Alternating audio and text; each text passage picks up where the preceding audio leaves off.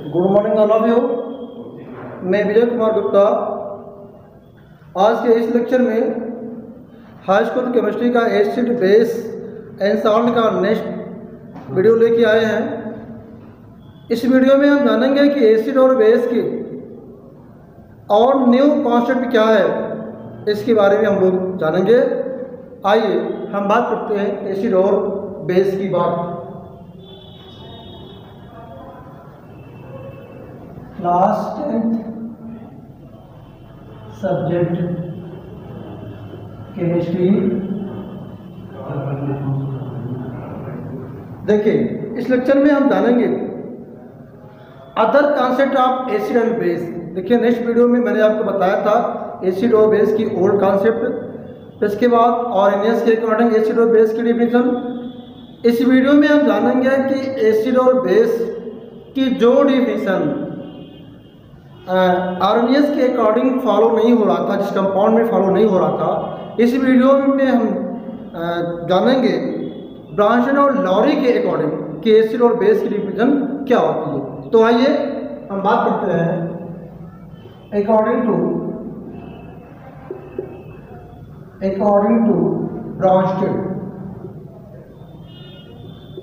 ब्रांस्टेड and lorry, यानी ब्रांस्टन और लोरी के अनुसार एसिड और बेस की डेफिनेशन। एसिड, देखिए ब्रांस्टन और लोरी के अकॉर्डिंग ये एसिड ऐसे सब्सटेंस होते हैं जो प्रोटॉन आयन को डोनेट करते हैं। बस उनकी डेफिनेशन यही है कि एसिड ऐसे सब्सटेंस होते हैं जो प्रोटॉन आयन को डोनेट करते हैं, वो एसिड कहलाते हैं। ठीक है, जैसे हम एग्जांपल की बात करते हैं, HCl हो गया और H2O से रिएक्शन करवाएंगे तो इस रिएक्शन में जो हमारा HCl हाइड्रोक्लोरिक है, ये अपने हाइड्रोजन को यानी वो प्रोटॉन को वाटर को डोनेट कर रहा है। जब ये वाटर को डोनेट करेगा तो ये आपका बन जाएगा H3O पे प्लस आयन और प्लस Cl पे माइनस आयन। मैंने आपको डेफिनेशन बताया है कि ब्रांसन और लोरी के अकॉर्डिंग एसिड ऐसे सब्सटेंस होते हैं जो प्रोटॉन को डोनेट करते हैं, वो एसिड कहलाते हैं। इस एग्जांपल में आप देख रहे हैं कि हमारा HCl है और ये वाटर है। इन दोनों के बीच में जब आप रिएक्शन करवाएंगे तो HCl अपने प्रोटॉन को वाटर को डोनेट करता है, जिससे ये हाइड्रोनियम आयन में कन्वर्ट हो जाता है और साथ में आपका बनता है क्लोराइड आयन। इस रिएक्शन में जो हमारा HCl है ये आपका एसिड का वर्क कर रहा है, एसिड हो गया। और इसी में अगर हम बेस की बात करते हैं, बेस की बात करेंगे तो बेस ऐसे केमिकल सब्सटेंस होते हैं जो प्रोटॉन आयन को एक्सेप्ट करते हैं, वो हमारे बेस होते हैं।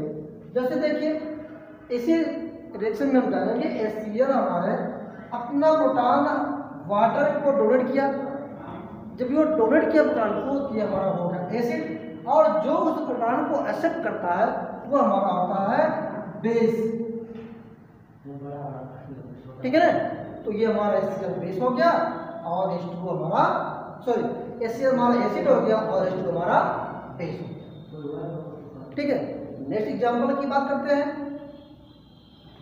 NH3 देख लीजिए, NH3 यानी अमोनिया का रिएक्शन हम करवाते हैं वाटर के साथ में। इस वाटर के साथ में जब रिएक्शन करवाएंगे, ऐसे में जो ये आपका वाटर है, ये वाटर अपना प्रोटॉन डोनेट करता है किसको? अमोनिया को। अब इस रिएक्शन में जो हमारा वाटर है ये एसिड का बिहेव कर रहा है। क्यों? क्योंकि वो प्रोटॉन आयन को डोनेट कर रहा है और उस प्रोटॉन आयन को जो हमारा अमोनिया है वो रिसीव कर रहा है, इसलिए जो अमोनिया हमारा हो गया ये बेस हो गया। ठीक है, अब ये बनेगा क्या? ये बन जाएगा अमोनियम आयन और प्लस OH। ठीक है ना, तो ब्रांसन और लोरी के अकॉर्डिंग आपने एसिड और बेस की रिप्रेजेंट देखा, यानी एसिड ऐसे सब्सटेंस होते हैं जो प्रोटॉन आयन को डोनेट करते हैं, और बेस वो सब्सटेंस होते हैं जो प्रोटॉन आयन को एक्सेप्ट करते हैं, वो बेस होते हैं। अर्थात ये जो डिफिनेशन होती है ये प्रोटॉन के एक्सचेंज के अकॉर्डिंग होता है। ठीक है, इसको नोट कर लीजिए। देखिए इसे थ्योरी के अकॉर्डिंग, इस कॉन्सेप्ट के अकॉर्डिंग हम न्यूट्रल मॉलिक्यूल्स और आयन के बारे में भी हम ये जान सकते हैं कि वो हमारा एसिड है या फिर वो बेस है। आइए नेक्स्ट एग्जांपल में इस बात को हम क्लियर कर रहे हैं। देखिए यह है C6H5OH, इसको कहते हैं फिनॉल। इस फिनॉल का रिएक्शन जब हम करवाएंगे OH के साथ में, यानी OH ये हमारा आयन है, ये हमारा आयन हो गया, इसको कहते हैं फिनॉल। यानी फिनॉल का जब रिएक्शन हाइड्रोक्साइड आयन से करवाएंगे तब इसमें जो प्रोटॉन आयन को डोनेट करेगा वो एसिड होगा, और जो प्रोटॉन को एक्सेप्ट करेगा वो बेस होगा। ठीक है, देखिए अब यहाँ देखेंगे फिनॉल, ये अपना प्रोटॉन आयन डोनेट करेगा किसको? हाइड्रोक्साइड आयन को, इसलिए ये बनेगा C6H5OP- और प्लस H2। ऐसे में फिनॉल क्या कर रहा है? फिनॉल अपने प्रोटॉन को डोनेट कर रहा है। जब प्रोटॉन को वो डोनेट करेगा तो ये आपका एसिड का बिहेव करेगा, और ये जो OH आयन है ये उस प्रोटॉन को एक्सेप्ट कर रहा है। जब प्रोटॉन को एक्सेप्ट करेगा तो ये बेस का बिहेव करेगा। ठीक है ना, एक एग्जांपल और देख लीजिए। C6H5N, इसको कहते हैं पिरिडिन। यह पिरिडिन जब हाइड्रोजन आयन से रिएक्शन करता है यानी प्रोटॉन से, तो ये प्रोटॉन को एक्सेप्ट कर रहा है। जब ये प्रोटॉन को एक्सेप्ट करेगा तो क्या हो जाएगा? बेस हो जाएगा। ये आपका बनेगा C5H5NH+। ठीक है, तो ये कैसा होगा? ये प्रोटॉन को क्या कर रहा है? एक्सेप्ट कर रहा है। जब प्रोटॉन को एक्सेप्ट करेगा तो क्या हो जाएगा? बेस हो जाएगा। ठीक है, वह क्लियर? नोट कर लीजिए। नेक्स्ट है ये कॉन्जुगेट एसिड और conjugate base. Conjugate acid and conjugate base. ठीक है, यानी संयुग्मी क्षारक और अम्ल। संयुग्मी अम्ल और संयुग्मी क्षारक युग्म। देख लीजिए, इसके अकॉर्डिंग जो एसिड होता है वह एक संयुग्मी बेस होता है, और जो बेस होता है वह एक संयुग्मी क्षारक होता है। क्यों? क्योंकि जो एसिड होता है वो अपने प्रोटॉन आयन, जब प्रोटॉन को डोनेट कर देता है तो जो शेष भाग बचता है उसको उस अम्ल का संयुग्मी क्षारक कहते हैं। और जो क्षार होता है, जो बेस होता है, वह जब अपने प्रोटॉन को दूसरे के प्रोटॉन को एक्सेप्ट करता है तब वो संयुग्मी अम्ल का बिहेव करता है। ठीक है, यानी प्रत्येक एसिड का संयुग्मी बेस होता है और प्रत्येक बेस का एक संयुग्मी एसिड होता है। ये देखिए, एसिड प्लस बेस, ये फर्स्ट हो गया, ये सेकंड हो गया। ये रिएक्शन के बाद जो एसिड होगा ये Ac2 हो जाएगा, और जो बेस था वो बेस 1 हो जाएगा। इसका एग्जांपल हम देख रहे हैं। HCl की बात देख लीजिए। HCl का रिएक्शन जब हम किसी बेस से रिएक्शन करवाएंगे, HCl प्रोटॉन को डोनेट करता है, Cl बन गया।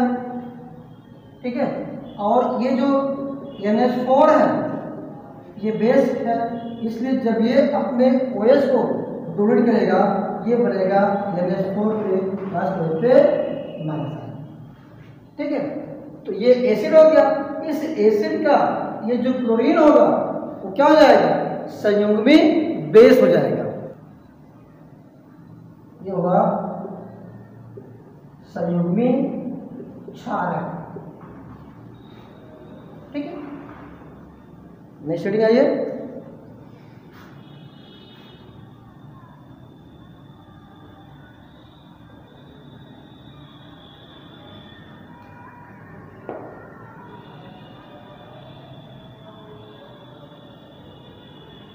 एक होते हैं एम्फोटेरिक सब्सटेंस, आइए देखते हैं।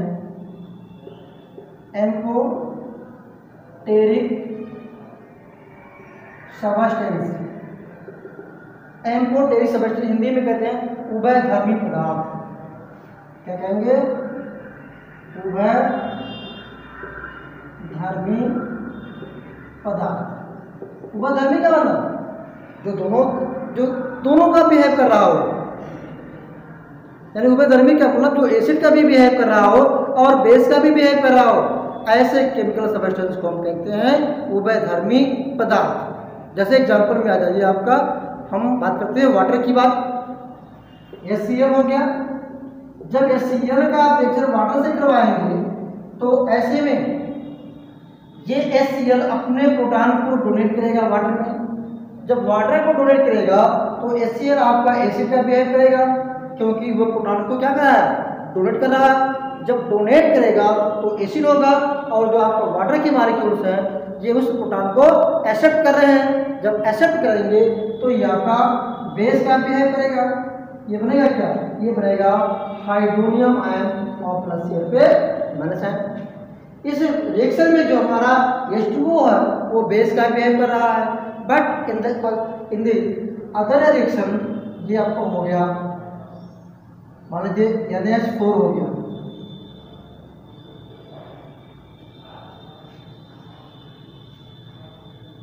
अमोनिया की बात करते हैं। अमोनिया के साथ जब H2O का रिएक्शन करवाएंगे तो इसमें जो वाटर के मॉलिक्यूल्स है ये अपने प्रोटॉन को डोनेट करेंगे अमोनिया को। तो जो प्रोटॉन को डोनेट करने वाले होते हैं वो आपके एसिड होंगे। क्या होंगे? एसिड होंगे। और जो उस प्रोटॉन को एक्सेप्ट करने वाले होंगे वो क्या होंगे? बेस होंगे। ये बनेगा क्या? ये बनेगा अमोनियम आयन प्लस OH पे माइनस आयन। वह क्लियर है? तो इस रिएक्शन में जो हमारा वाटर के मॉलिक्यूल्स है देख रहे हैं, जब हम HCl के साथ में रिएक्शन करवाएंगे तो ये भी है बेस का बिहेव करेगा, और जब उसी वाटर का अमोनिया के साथ में रिएक्शन करवाएंगे तो एसिड का बिहेव करेगा। तो ऐसे सब्सटेंस को क्या कहेंगे? उभयधर्मी पदार्थ। अब ऐसे रिएक्शन को कहते हैं उभयधर्मी या एम्फोटेरिक रिएक्शन। ओके,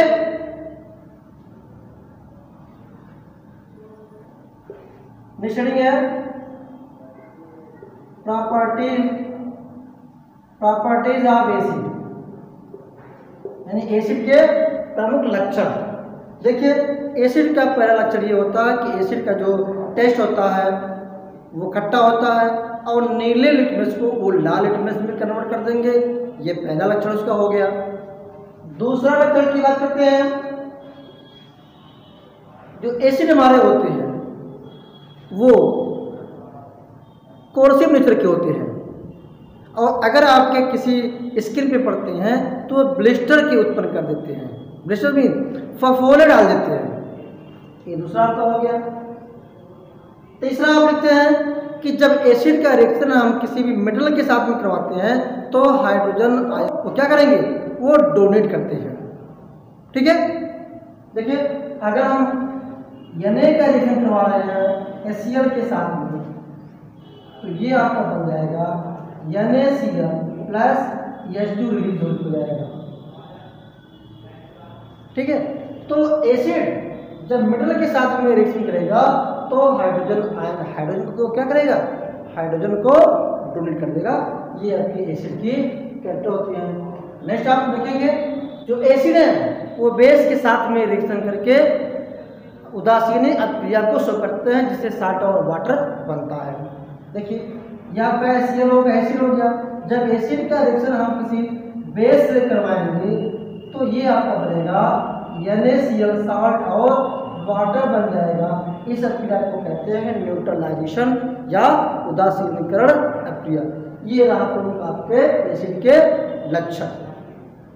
ठीक है। Use of acid, use of acid यानी अम्ल के उपयोग, अम्ल के उपयोग। अब एसिड का उपयोग क्या है? फर्स्ट इसका उपयोग आपका होता है कि जो विभिन्न प्रकार की बैटरियां होती हैं उस बैटरियों में सल्फ्यूरिक एसिड का यूज किया जाता है। ठीक है। नंबर 2 लिखेंगे आप यूज में, जो एसिड हमारे होते हैं वो विभिन्न प्रकार के जो कंपाउंड बनाने के काम में आते हैं, आपके लैब में रिएजेंट के रूप में यूज होते हैं। ठीक है, ये उनका यूज होता है। अब नेक्स्ट की बात हम आते हैं, अब बात करेंगे बेस की। अम्लों की प्रमुख अभिक्रियाएं, जो एसिड हमारे होते हैं कुछ प्रमुख रिएक्शन को देते हैं। इसमें पहला रिएक्शन होता है धातुओं से क्रिया, धातुओं से अभिक्रिया यानी एक्शन विथ एसिड, एसिड से रिएक्शन। अभी मैंने बताया है कि जो स्ट्रॉन्ग यानी जो स्ट्रॉन्ग एसिड होते हैं या जो एक्टिव मेटल्स होते हैं वह एक्टिव मेटल्स एसिड से रिएक्शन करके हाइड्रोजन को डोनेट करते हैं। जैसे देखिए ये आपका सोडियम हो गया और ये HCl के साथ में रिएक्शन करेगा तो ये बन जाएगा NaCl साल्ट और ये आपका वाटर हाइड्रोजन रिलीज हो जाएगा। इसको बैलेंस कर लीजिए, इस तरह से आपका बैलेंस हो गया। और देख लीजिए ये जिंक हुआ, H2SO4 के साथ में करा देंगे रिएक्शन, ये आपका जिंक बन जाएगा जिंक सल्फेट और प्लस हाइड्रोजन आपका रिलीज हो जाएगा। ये धातुओं से क्रिया। नेक्स्ट आइए धातु ऑक्साइड, धातु ऑक्साइड से क्रिया।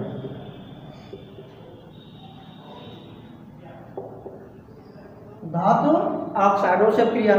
धातु ऑक्साइड में जब किसी धातु के साथ में ऑक्सीजन जुड़ जाता है तब उसको कहते हैं धातु ऑक्साइड। और जब धातु ऑक्साइड हमारे एसिड से रिएक्शन करते हैं तो देखिए क्या होता है। देखिए ये ZnO हो गया, जिंक ऑक्साइड हो गया और प्लस आपने एसिड ले लिया तो ऐसे में ये जिंक ZnCl2 यानी जिंक क्लोराइड बन जाएगा और क्या हो जाएगा, ये बन जाएगा आपका वाटर आयन हो जाएगा।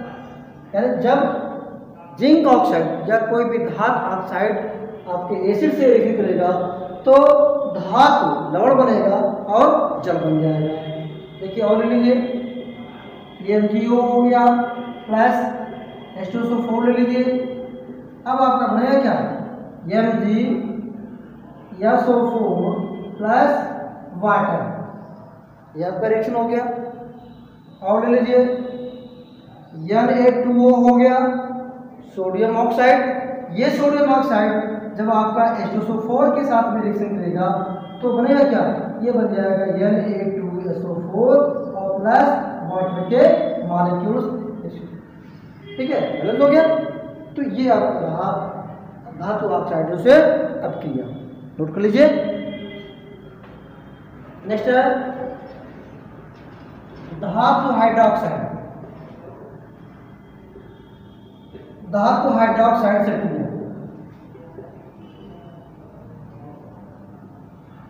धातु हाइड्रोक्साइड से अपक्रिया।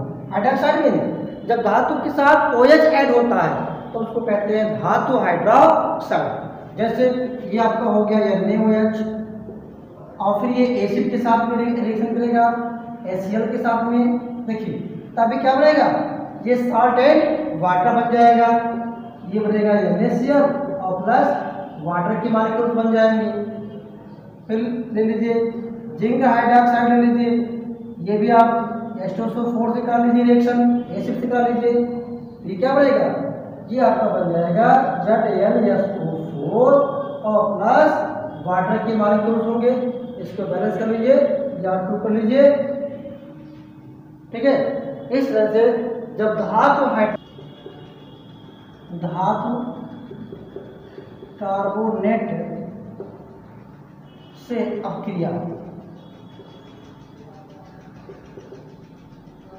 धातु कार्बोनेट मीन्स जब किसी मिनरल के साथ में CO3 ऐड हो जाता है तब उसे कहते हैं धातु कार्बोनेट। जैसे एग्जाम्पल के रूप में आइए, ये है Na2CO3, इसको कहते हैं सोडियम कार्बोनेट। ठीक है, ये सोडियम कार्बोनेट जब एसिड के साथ में रिएक्शन करेगा तब आपका बनेगा क्या, ये बनेगा, एक तो बनेगा साल्ट बन जाएगा, प्लस आपका वाटर बन जाएगा और कार्बन डाइऑक्साइड गैस बन जाएगी। ठीक है, इसको बैलेंस कर लीजिए, यहाँ 2 है, यहाँ 2 कर लीजिए, 2 हो गया, H2 हो गया और CO2 गैस बन गया।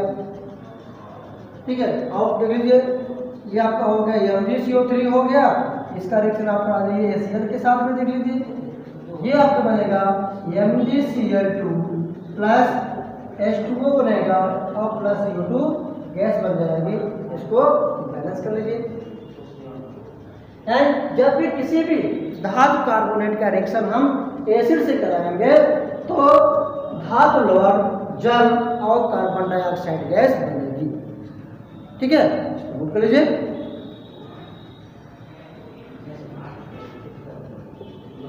धातु बाई कार्बोनेट, धातु बाई कार्बोनेट से अपक्रिया, बाई कार्बोनेट मीन्स यानी जब मेटल और CO3 के बीच में हाइड्रोजन ऐड होता है तब उसको कहते हैं बाई कार्बोनेट। देखिए एग्जाम्पल में आ जाइए, NaSCO3, इसको कहते हैं सोडियम बाई कार्बोनेट या सोडियम हाइड्रोजन कार्बोनेट, इसको कहेंगे सोडियम बाई कार्बोनेट।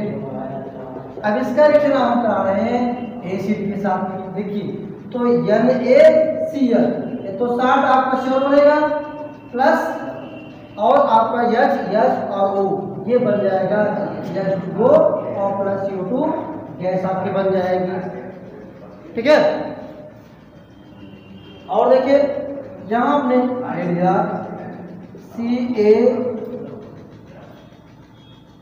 CO3 मान लीजिए आपने ले लिया, 2 ले लिया, कैल्शियम बाइकार्बोनेट हो गया। ये कैल्शियम बाइकार्बोनेट आप H2SO4 से करा दिए रिएक्शन, ये आपका CaSO4 बनेगा, CaSO4 कैल्शियम सल्फेट आपका बन गया और प्लस H2O बन जाएगा, H2O और CO2 गैस बन जाएगी। इसको बैलेंस कर लीजिए, यहाँ 2 कर लीजिए और यहाँ 2 मॉलिक्यूल कार्बोनेट। ठीक है, बैलेंस हो गया, नोट कर लीजिए। क्षारों की प्रमुख अभिक्रियाएं, क्षारों की प्रमुख अभिक्रिया क्या है? देखिए पहला तो है ताप का प्रभाव, ताप का प्रभाव यानी देखिए जो सोडियम हाइड्रोक्साइड है और पोटेशियम हाइड्रोक्साइड है, इन पर ताप के सामान्य ताप पर ये अपघटित नहीं होते हैं, लेकिन जब बहुत ज़्यादा ताप इनको देंगे तब ये अपघटित होंगे। यानी सोडियम हाइड्रोक्साइड और पोटेशियम हाइड्रोक्साइड ये 2 ऐसे क्षार हैं जो सामान्य ताप पर अपघटित नहीं होते हैं। जब इनको बहुत ज़्यादा ताप यानी ताप देकर उसको हीट करेंगे तब वो आयनाइज होगा, तो अपघटित होगा, नहीं तो अपघटित नहीं होगा। ठीक है, ये है आपका NH4OH। इसको अगर आप गर्म करेंगे अमोनियम हाइड्रोक्साइड को, तब ये बनेगा क्या, ये अमोनिया गैस निकल जाएगी और प्लस आपका बन जाएगा वाटर के मॉलिक्यूल। ठीक है, नोट कर लीजिए। अम्लों से क्रिया, अम्लों से अभिक्रिया। देखिए जो रिएक्शन आपने एसिड में पढ़ा था, एसिड का क्षार के साथ रिएक्शन वही रिएक्शन क्षार का एसिड के साथ में होगा। देखिए ये आपका एसिड आपने लिया था और ये आपका NaOH हो गया। जब इन दोनों का आप रिएक्शन करवाएंगे तो साल्ट एंड वाटर बनेगा। क्या बनेगा? साल्ट और वाटर बन जाएगा।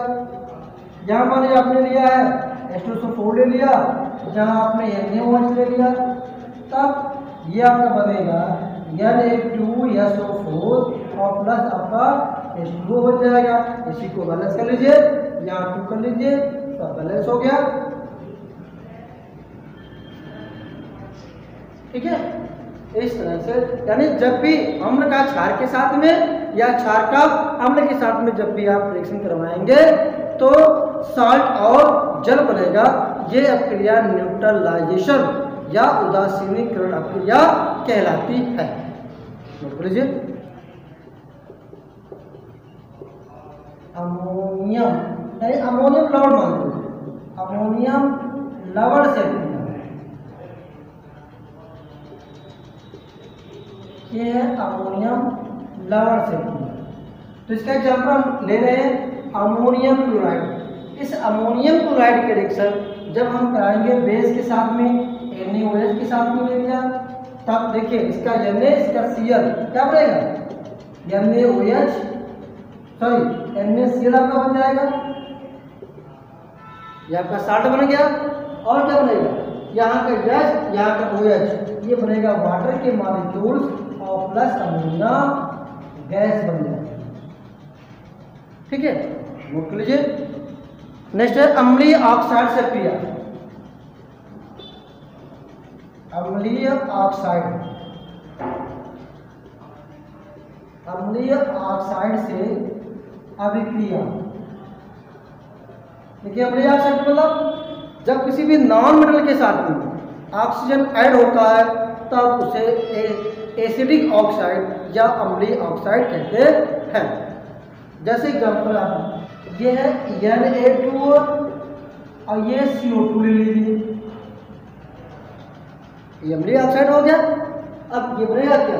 Na2CO3, Na2CO3 सोडियम कार्बोनेट आपको बन जाएगा। अगर इसको हम NaOH ले रहे हैं और प्लस CO2 ले रहे हैं तब ये आपका बनेगा Na2CO3 प्लस H2 बन जाएगा। ठीक है, नोट कर लीजिए। हाइड्रोजन आयन सांद्रण,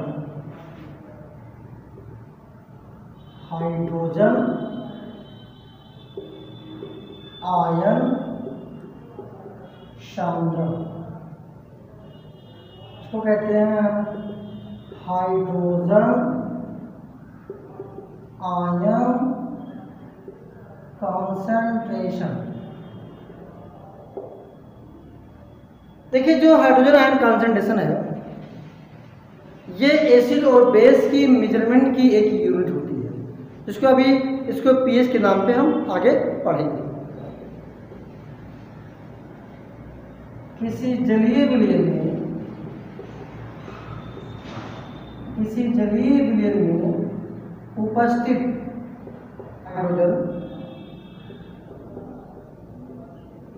हाइड्रोजन आयन सांद्रण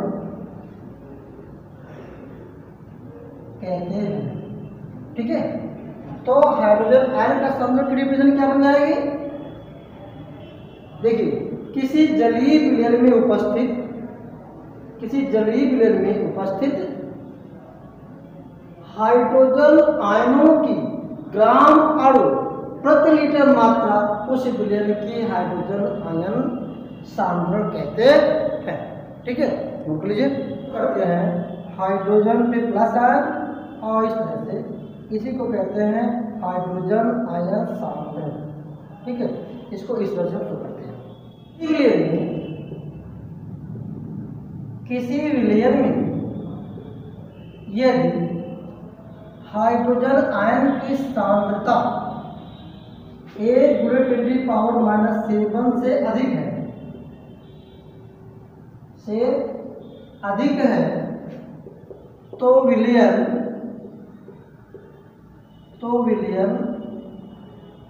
अम्लीय होगा। किंतु यदि हाइड्रोजन आयन की सांद्रता 1 × 10⁻⁷ से कम है तो विलयन क्षारीय होगा।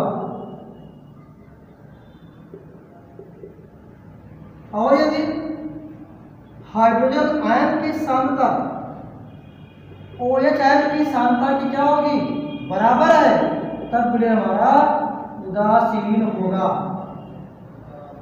ठीक है, इसको नोट कर लीजिए। तीन कंडीशन बन सकते हैं।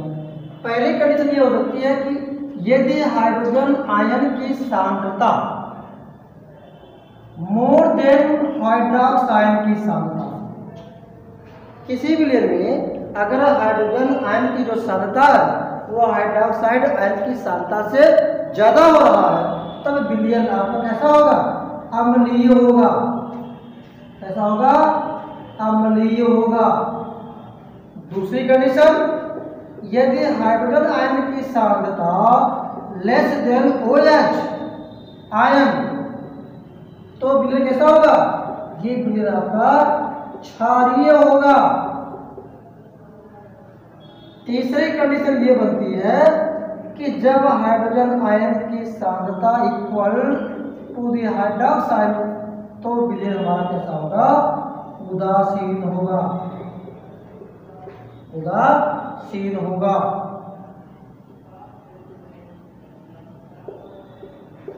इसको नोट कर लीजिए। जल का आयनिक गुणनफल, जल का आयनिक गुणनफल एवं pH मान। ठीक है, देखिए जल का आयनिक गुणनफल क्या होता है। जल के आयनिक गुणनफल को हम शो करते हैं Kw से। कैसे शो करेंगे, Kw से शो करेंगे। देखिए इसको कहते हैं उदासीन जल, यानी स्थिर ताप पर उदासीन जल में उपस्थित हाइड्रोजन आयनों की सांद्रता और हाइड्रोक्साइडों की सांद्रता का गुणनफल जो होता है वो बराबर होता है, उसी को कहते हैं जल का आयनिक गुणनफल।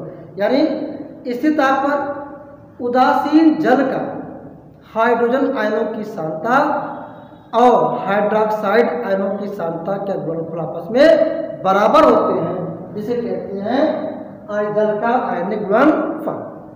इसे हम Kw से शो करते हैं। H आयन की सांद्रता इनटू OH आयनों की सांद्रता, इसी को क्या कहेंगे, आयनिक गुणनफल कहते हैं। जल का आयनिक गुणनफल, क्योंकि जल के आयनिक गुणनफल को हम किससे निकाल रहे हैं, Kw से। ठीक है, तो यही हमने आपको बताया है कि स्थिर ताप पर जल का, स्थिर ताप पर उदासीन जल का हाइड्रोजन आयनों की सांद्रता और हाइड्रोक्साइड आयनों की सांद्रता का गुणनफल बराबर होता है, जिसे जल का आयनिक गुणनफल कहते हैं। ठीक है, प्रयोगों द्वारा ज्ञात किया गया है कि प्रयोगों द्वारा ज्ञात किया गया है, प्रयोगों द्वारा ज्ञात किया गया है कि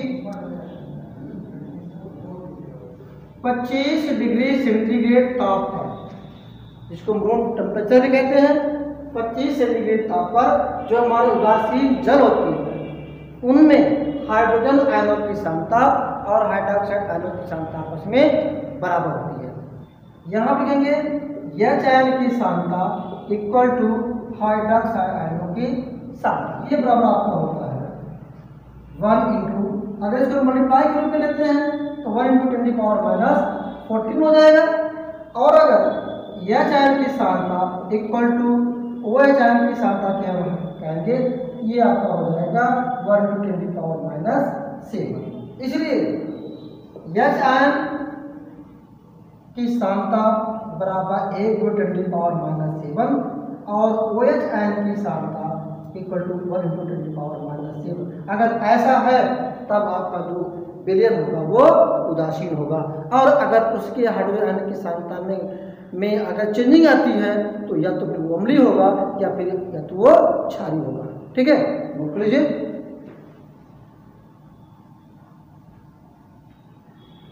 ठीक है, हो गया। अब इसके बाद का जो पार्ट है नेक्स्ट वीडियो में लेके आएंगे। तब तक के लिए जय हिंद।